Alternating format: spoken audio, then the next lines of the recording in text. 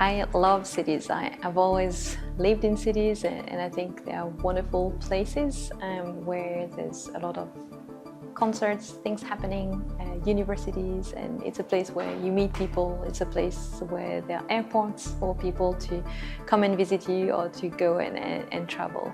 So cities are wonderful places, and at the same time, every time I go to a more remote place, I feel like I'm breathing again, and that I really enjoy the mountains, I really enjoy the ocean.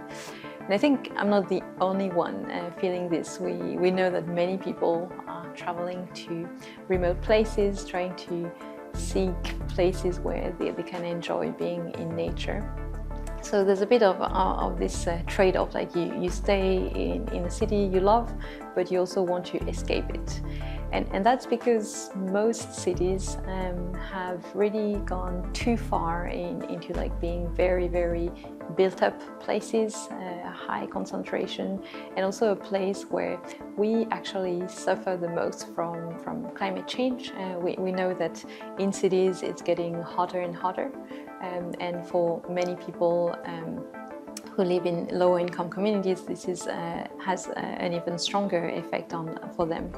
We know cities are also where lots of the flooding is happening due to climate change. So a lot of these natural hazards would be concentrated and have the highest impact in cities. So the good thing is that many cities are now moving back towards bringing nature back into the city. So a lot of the way that urbanization happened was concentrating people in places, moving nature out.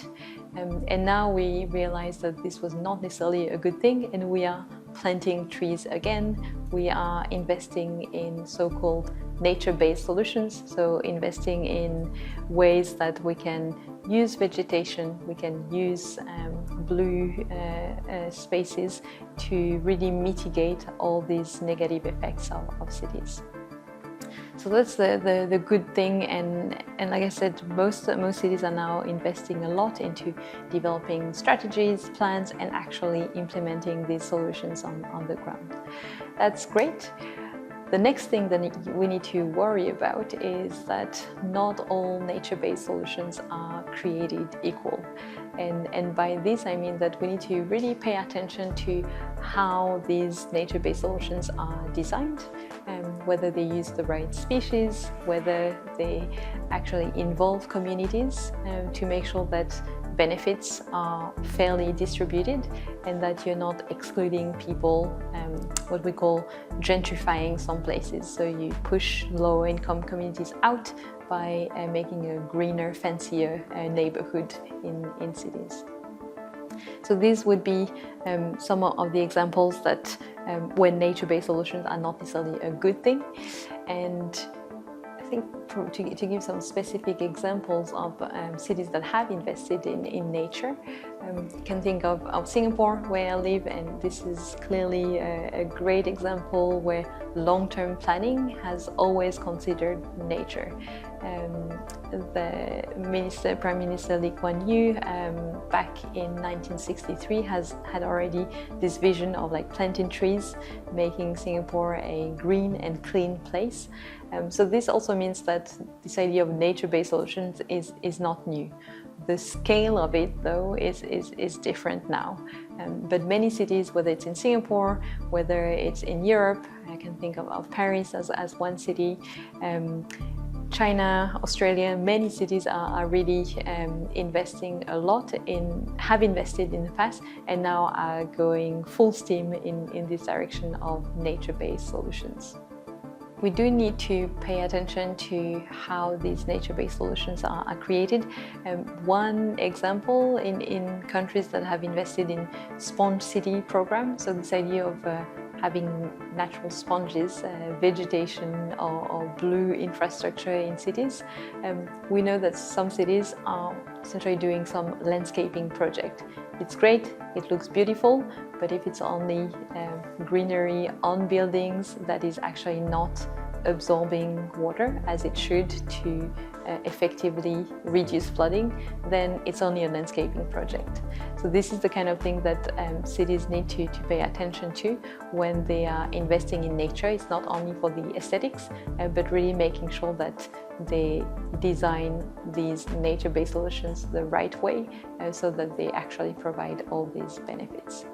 Lots of people can help with that. That's really the good thing, because it's becoming mainstream in many areas. There are knowledge partners, whether it's at research institutions, universities, technical consultants who can really help with this. Lots of environmental NGOs are now investing into that space as well. So this means that there's a knowledge ecosystem and some support, as well as financial support. More and more new financial products are being developed to support these investments into nature-based solutions.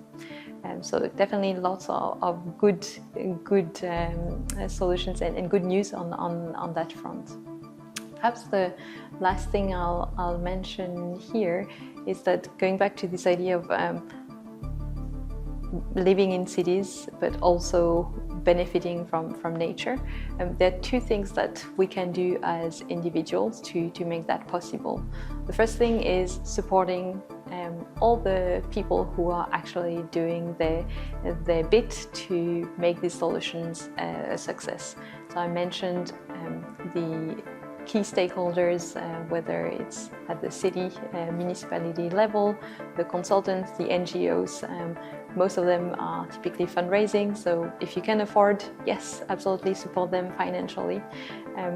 They also typically have volunteering programs, so supporting them with your time in many ways possible is a great idea. The other important part is for all of us to actually enjoy the benefits of these nature-based solutions. And perhaps as a mother of two, this is something that I personally pay more attention to, also making sure that my children are really enjoying these benefits and developing a taste and a curiosity for natural things, which is something that most of us are living in cities are becoming disconnected from. I teach at a university here in Singapore, and we do some field work and field courses. Every year I ask students, like, who has been to this neighborhood park where we have a project in, and sure enough, out of 25 students, maybe 23 raise their hand saying that they have not been to the park, and 1 in 2 students who has been to the park would be a foreigner as well. So this idea of like being a tourist in a city, you tend to go and discover, spend more time in nature, as opposed to residing in a city. You take things for granted and you don't necessarily spend time in nature. Coming back to the beginning, I enjoy living in cities, and I think the majority of us do live in cities. So it's great if we can enjoy these benefits as well as some of the benefits of nature by bringing more nature into the city, but also for us to spend more time in nature. And that means that it's also our responsibility to spend this time. It doesn't mean that nature in cities will solve all the world's problems, but it's already a good start if we are mentally healthy and if we benefit from some of these benefits of nature-based solutions.